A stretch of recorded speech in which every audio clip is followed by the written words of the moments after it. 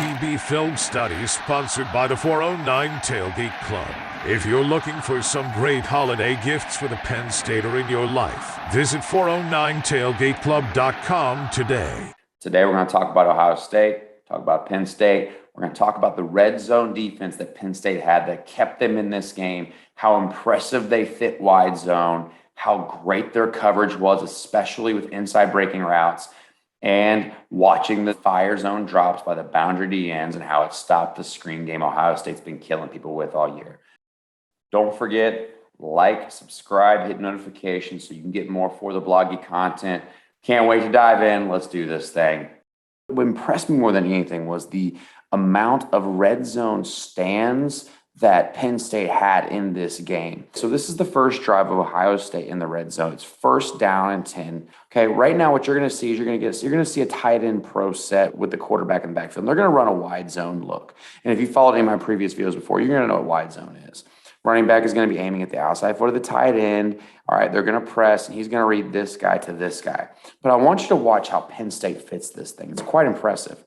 Watch how they fit this. The defensive end holds and maintains the offensive tackle to not allow him to create fluid movement. And also the next thing he does is he holds this offensive tackle and the guard from being able to chip up to this linebacker who sits in the hole, who makes this running back have to stop and try to cut back. Backside defensive end and linebacker are there, and you've got yourself a really good play. Second down and 13. Okay, now you're going to get a wing look with twins. Quarterback's going to look and see himself off. You can tell what he's looking for right here. He's actually looking for the speed out because he sees it's man. He thinks they're going to go fade and they're going to go to the speed out with the wing, and he thinks that he can beat this. But again, go back to the previous videos before, the stunts up front, the defensive line are getting home, which is allowing the DBs more time to make those coverage calls. Okay, so it's third down and 13. So now you got a 2-by-2 spread look in the red zone. Penn State is now, and they're still in their four-man look. They're just standing up an outside linebacker to make him a defensive end. Nothing new, nothing different. And you're going to watch the defensive line, again, stunt through again. Okay, but again, they're getting home in these stunts, which is causing the quarterback to throw balls he really doesn't want to throw. It's hard to tell from what happens up here, but you can actually see that top route, what he's trying to do.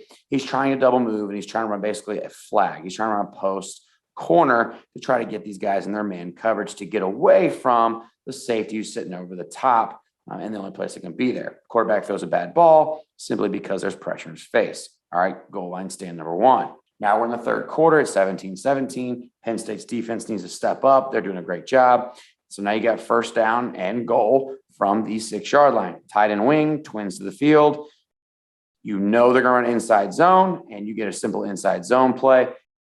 The safety help is there. Okay, this is a big play. Okay, and this is a good stand. Now, what I really want to show you was really impressive right here is this. But I want you to watch the penetration of the defensive line. Now, again, I think this is a really bad job by Ohio State on coming downhill and scooping the backside here. And they get a free runner off the edge who makes a play in the backfield. Okay, that's really the only way that you can make plays in these situations. I thought that Penn State knew it was coming before it happened. I thought that they did a great job scouting, and we're good to go. Okay, here we go. We've got a tight end. You've got a single receiver. Okay, you've got a tight end. And now you have a I formation.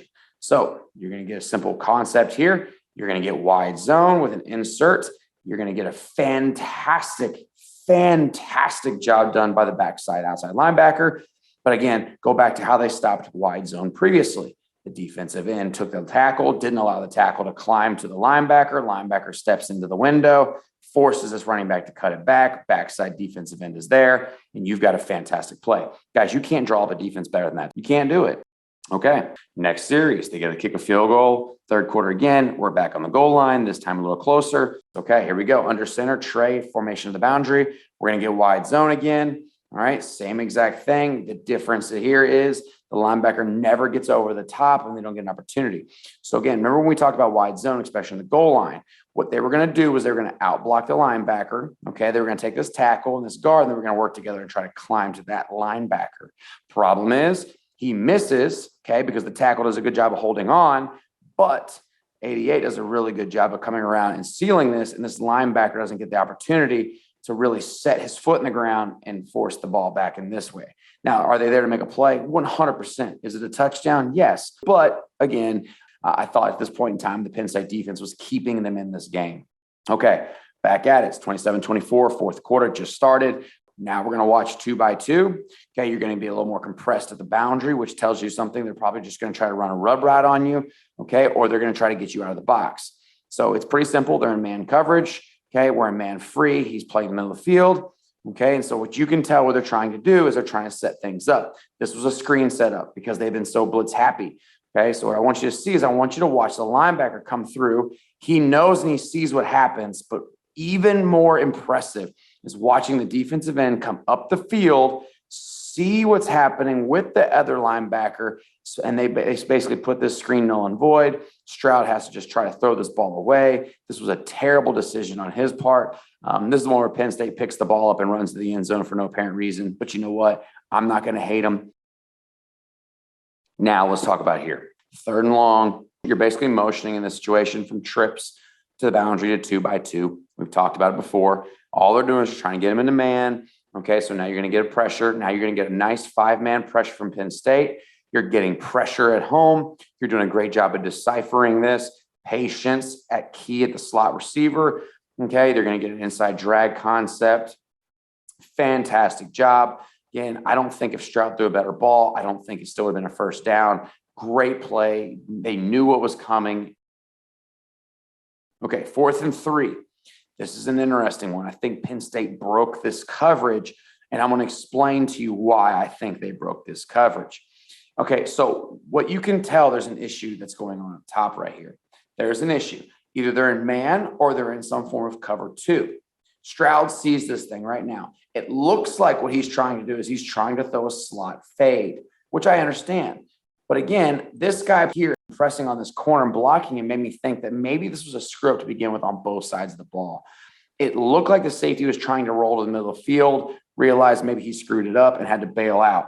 Okay. I think that the miscommunication between all these guys right here put this in a bind. But again, you know what? Penn State gets away with their goal line stand and we're good to go. All right. Flip it around again. 1st and 10. Here we go. Now you have formation of the boundary. You have a Trey Pro look. You have a tight end, a B-back, and a receiver. So again, they're going to try to run a wide zone look here. Okay. And you can tell, remember what we talked about before, the defensive end is going to hold the tackle. The linebacker is going to get over the top. The backside end is going to chase. Okay. This was a really good job and fit really well. The problem that you ran into here is you lost gap integrity. So the defensive tackle number 99, who's normally a B gap player, comes and folds back into A gap and nobody fits back into B. All right. 23 never gets the opportunity. 40 never gets over the top. And you get a bigger play than you probably should have, but it was fit properly. You just had an issue with a 99 getting washed down a little too hard. Okay, now we're going to get trips bunched to the boundary. Okay, and here we go again. Now we're going to get inside zone with a fake orbit motion off the back end to try to hold all this over here. All this does right here is hold this. The coach at Ohio State is just looking at this and saying, okay, if I look at this, I'm going to see if everybody's honoring him, because if he's not, I'm going to come back and hand this ball. So all they're going to do right now is run inside zone from under center. Okay, it's pretty simple. They're going to run inside zone from under center. The defensive end doesn't squeeze. Okay, and this is why you get a 3-yard gain. Watch 40's eyes. Okay, he sees it. He has to try to recover, but he makes the tackle still for a 2 or 3 yard gain. It's 3rd down and short. All right, again, you notice the formation to the boundary. This was a thing. This really happened. This was a lot of things that happened because the even front that Penn State runs really put them in a bind with the formation to the boundary. Okay, so let's talk about here. Just inside zone. All right, this is just simple inside zone. They're going to hand the ball off. Again, where I think things were made here, we talked about it last week against Illinois. We talked about the safety fit in run game. The Penn State safety here is in a good situation. He triggers.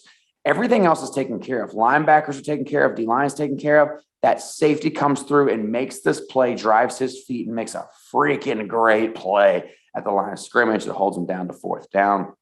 Okay. Now, again, go back to it. We're back at it. We got a wing look. Okay. Now you're just going to get wide zone. We talked about the issue with wide zone previously. Defensive end has to hold the tackle. Linebackers got to get over to the top. You've got to maintain gap integrity. Defensive end does a great job. Linebacker gets caught in the wash. Outside linebacker does his job. Number one gets railroaded because he got caught. If he would have stayed right there, it would have been a nice, easy play for him. All right, now we're going to go empty. We're going to go empty with a screen, but I want you to show you something that's really impressive. I really liked the boundary defensive end drops that Penn State had because I think it really saved them on a lot of the screen plays right here. All they were trying to do is they're trying to run a jailbreak tunnel screen to the back end. Again, this was just a great play call. I think they really they knew what Ohio State was going to try to do to the boundary, and I think Penn State took advantage of that. Okay, so here we go again. Now you're going to get a tight end wing set up top again. All right, running back's going to be offset. You're going to get a simple pass concept. Remember we talked about before, D-line's getting home, guys. That's been a huge difference all year. D-line's getting home. They make Stroud scramble to the left. I've noticed that early in the season, Stroud does not do well to the left. This was a fantastic play. But again, you get a flag on the play. It's now 2nd down and 2. Okay, now Penn State's back into it. You're going to see what they do. They run double threes with an outside backer blitz. I thought this was a really good job of squeezing the gap by the 3 shade. Okay, it's just inside zone again. 17 splits into the B gap. He beats it all, comes across, makes a play. Guys, that's just a defensive end beating an offensive tackle, and I love seeing that kind of ball. Okay, so now you're back at it. You're back at empty. You're getting man. You're getting cover 1. Okay, now what are they going to do? They're going to drop. D-line's going to try to get home. They do a really good job of getting pressure over the 5-man pressure here.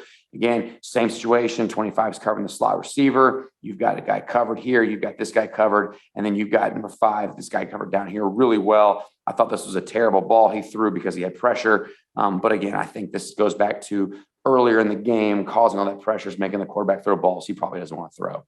Okay. 2nd down and 13. All right, now you're going to get a wing set. We've talked about it 100 times, the wing wide zone look. Okay, now this is where Penn State started getting tired. This is where Penn State stopped becoming gap sound, and I think they ran into some issues.